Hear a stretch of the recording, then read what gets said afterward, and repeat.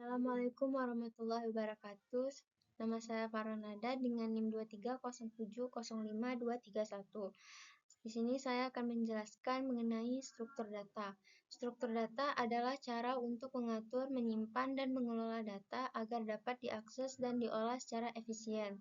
Struktur data sangat penting dalam pengembangan perangkat lunak karena efisiensi penyimpanan dan pemrosesan data bergantung pada bagaimana data tersebut diatur. Berikut adalah penjelasan beberapa struktur data secara umum.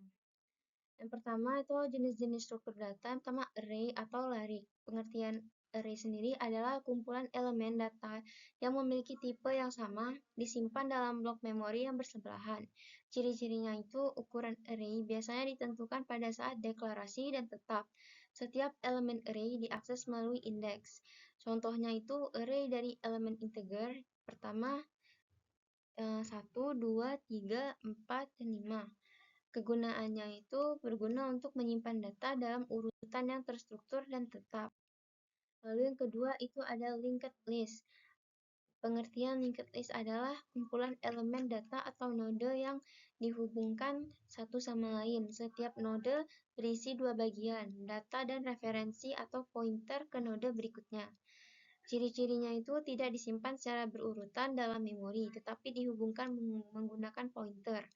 Contohnya 1 lebih dari 2, 2 lebih dari 3, dan 3 lebih dari 4.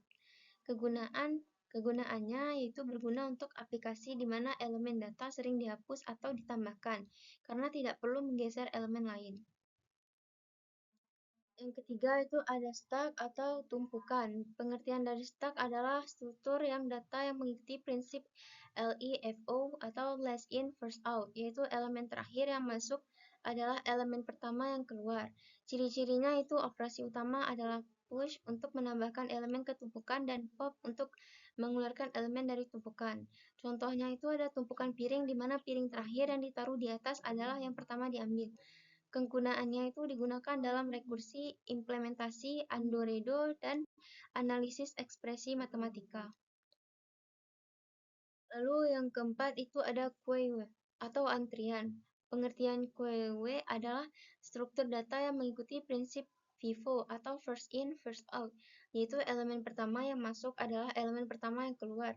Ciri-cirinya itu operasi utama adalah enqueue atau menambahkan elemen ke antrian dan dequeue mengeluarkan elemen dari antrian. Contohnya itu antrian di loket tiket, di mana orang pertama yang datang adalah yang pertama dilayani. Kegunaannya itu sendiri untuk digunakan dalam pengelolaan tugas yang diproses secara berurutan, seperti antrian pada printer atau manajemen proses pada sistem operasi.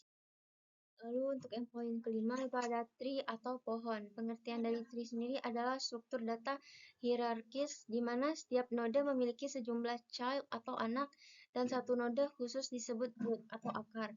Ciri-cirinya itu setiap node dalam pohon dapat memiliki banyak cabang tetapi tidak ada siklus. Contohnya itu pohon biner, di mana setiap node hanya memiliki 2 anak maksimum. Kegunaannya itu berguna untuk perorganisasian data yang memiliki hubungan hierarkis, seperti file dalam sistem direktori atau struktur data dalam database. Lalu untuk yang kelima itu ada graph atau graph. Pengertian dari graph sendiri adalah kumpulan node atau disebut vertex yang dihubungkan oleh sisi atau edge. Graph dapat bersifat berarah atau directed, atau tidak berarah undirected. Ciri-cirinya sendiri itu adalah node dalam graph dapat dihubungkan satu sama lain dengan berbagai cara. Dan struktur ini bisa digunakan untuk memodelkan hubungan kompleks. Contohnya itu jaringan sosial di mana setiap orang adalah vertex dan hubungan di antara mereka adalah edges. Kegunaan sendiri itu digunakan dalam pemodelan jaringan, algoritma, penelusuran, serta optimasi jalur seperti pada pencarian rute GPS. Lalu yang ketujuh itu ada hash table atau table hash. Pengertiannya sendiri itu adalah struktur data yang menyimpan pasangan kunci nilai. Nilai diakses menggunakan kunci yang dipetakan ke indeks dalam array menggunakan fungsi hash. Ciri-cirinya sendiri itu ada akses data sangat cepat jika fungsi hash yang digunakan efisien. Contohnya itu kamus di mana setiap kata atau kunci memiliki definisi atau nilai. Kegunaannya itu digunakan untuk penyimpanan dan pengambilan data yang cepat seperti dalam change, table, simbol, atau database. Lalu pengertian dari array sendiri itu adalah struktur data yang menyimpan sekumpulan elemen yang memiliki tipe data yang sama dalam satu variabel. Elemen-elemen tersebut diatur dalam urutan tertentu dan dapat diakses melalui indeks. Indeks ini biasanya dimulai dari 0, sehingga elemen pertama berada di posisi indeks 0, elemen kedua di indeks 1, dan seterusnya. Karakteristik array sendiri itu yang pertama ada homogenitas. Semua elemen dalam array harus memiliki tipe data yang sama, misalnya integer, float, string, dan lain-lain.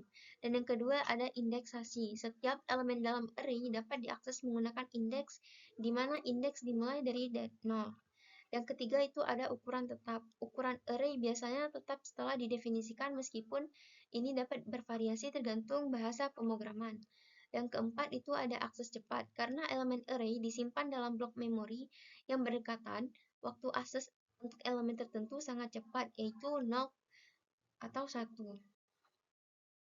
Contohnya, jika kita memiliki array A 10, 20, 30, dan 40, maka elemen pertama adalah 10, atau di indeks 0. Elemen kedua adalah 20, di indeks 1, dan seterusnya.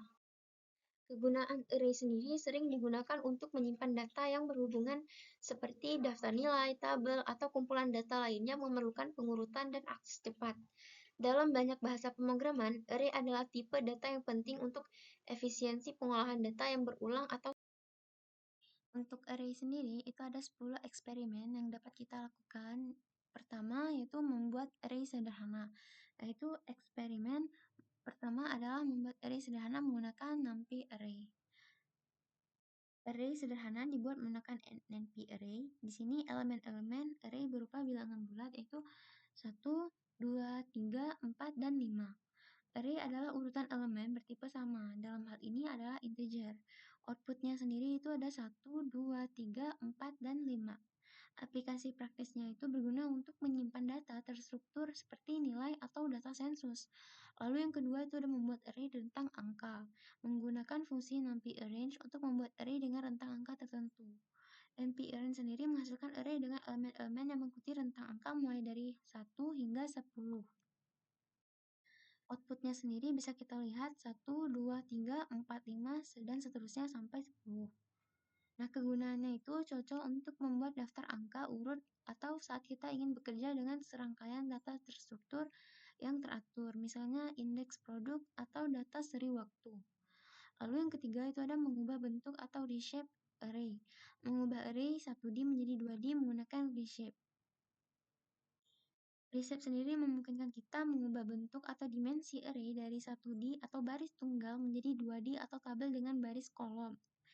Nah, pada contoh ini, kita membuat array 1D berisi 12 elemen. Lalu diubah menjadi array 2D berukuran 3 kali 4. Nah, outputnya sendiri bisa kita lihat matriks 3 baris dan 4 kolom. Nah, aplikasi praktisnya itu berguna dalam pengolahan gambar, data matriks, dan data tabel. Lalu yang keempat itu ada operasi penjumlahan pada setiap elemen. Nah, kita bisa menambahkan angka 5 ke setiap elemen dalam array dengan cara langsung yang merupakan salah satu keunggulan NumPy. Nah, outputnya itu sendiri ada 15, 25, 35, dan 45. Aplikasi praktis berguna untuk melakukan operasi vektor dalam ilmu data seperti menambahkan saklar ke semua elemen dalam dataset atau mengaplikasikan penyesuaian pada data.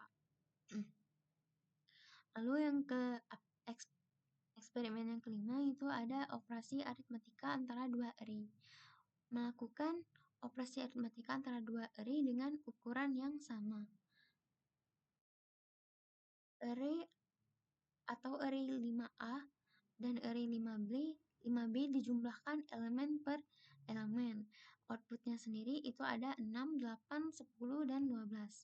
Nah, aplikasi yang berguna dalam operasi vektor seperti perhitungan jumlah, dua dataset, perbedaan, atau matematika lainnya dalam analisis data.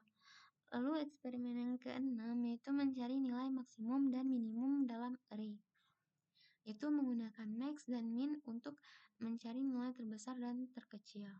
Kita membuat array acak dengan 10 elemen antara 1 hingga 100 kemudian menggunakan npmax.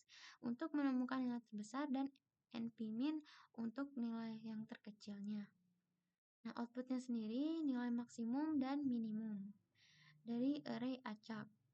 Aplikasi praktisnya itu penting dalam analisis data, terutama saat mencari nilai ekstrim dalam dataset besar seperti suhu maksimum atau harga terendah. Nah, eksperimen yang ketujuh itu adalah menghitung rata-rata, median, dan standar deviasi. Menghitung statistik sederhana seperti rata-rata, median, dan standar deviasi. Rata-rata sendiri adalah nilai tengah dari semua elemen. Lalu median adalah nilai tengah setelah elemen diurutkan.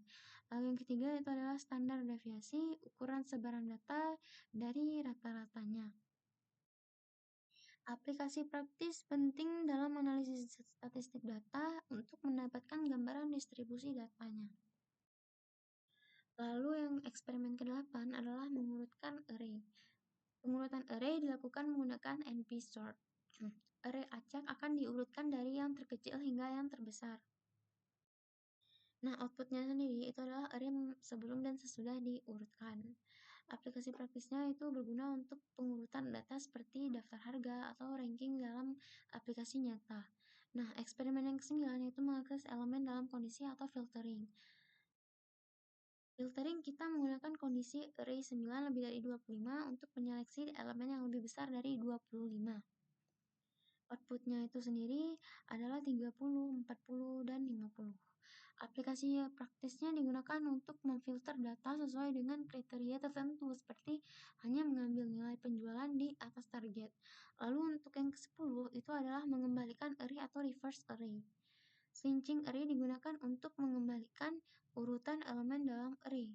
Nah, outputnya itu dibalik dari 10. Jadi 50, 40, 30, 20, dan 10. Nah, itu saja yang menjadi eksperimen 10 eksperimen array.